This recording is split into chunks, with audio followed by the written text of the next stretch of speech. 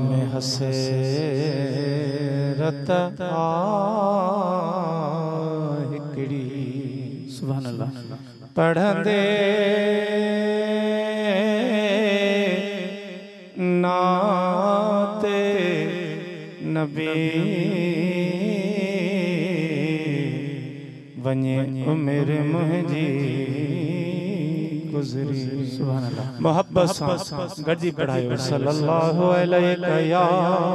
रसूल अल्लाह वसल्लम अलैका या हबीब अल्लाह। साईं मुंहिंजा रब करीम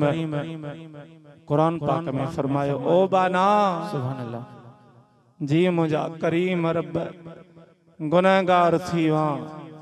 खतादार थी वा परेशान न थी वलौ अनहुम ज़लमू अनफुसहुम। सुभान अल्लाह वञ मुझे महबूब जे दरवाजे ते त सब गुनाह माफ़ करे अमड़ जे पेटां ताज़ो करे मोकिलिया। सुभान अल्लाह उन ते हर बाने जी वॾनि जे वाता ॿुधंदा हूं मौला मदीनो ॾेखार पोइ भली मार। उन जे हिसाब सां हे आशिक अर्ज़ करे थो सुभान अल्लाह ओ मुंहिंजा मिठा मिठा रब रहमान सुभान अल्लाह सुभान अल्लाह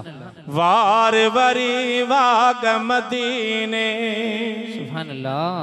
पाणई ईंद मुहूत आऊं पित अग भरी थिया ओ मता चवे मिखान बलोच त कमीणी मां कोन थियो। सुभान अल्लाह रोई करीम जी दरबार में इएं थो चई ओ मुंहिंजा मिठा मिठा रब रहमान वार वरे बाग मदीने कर आज मथा इहो एहसान वार वरे बाग मदीने मुंहिंजा मिठा मिठा रब रहमान वार वरी बाग मदीने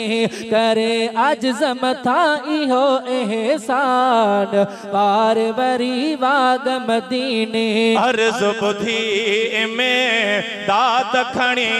करे दाहम जिया जो साईं दाद खणी करे है अर्ज़ बुधी में दाद खणी करे दाहम जिया जो है दाद खणी करे सफर जो सारो सामान वार वरे बाग मदीने कर आज मथा इहो एहसान वार वरे बाग मदीने मुंहिंजा मिठा मिठा रब रहमान वार वरी बाग मदीने वास तो खे सोहिणे नबीअ जो अबू बकर उमर उस्मान अलीअ जो साईं वास तो खे सोहिणे नबीअ जो अबू बकर उमर उस्मान अलीअ जो करे मेहर अब्बास नित मेहरबान वार वरे बाग मदीने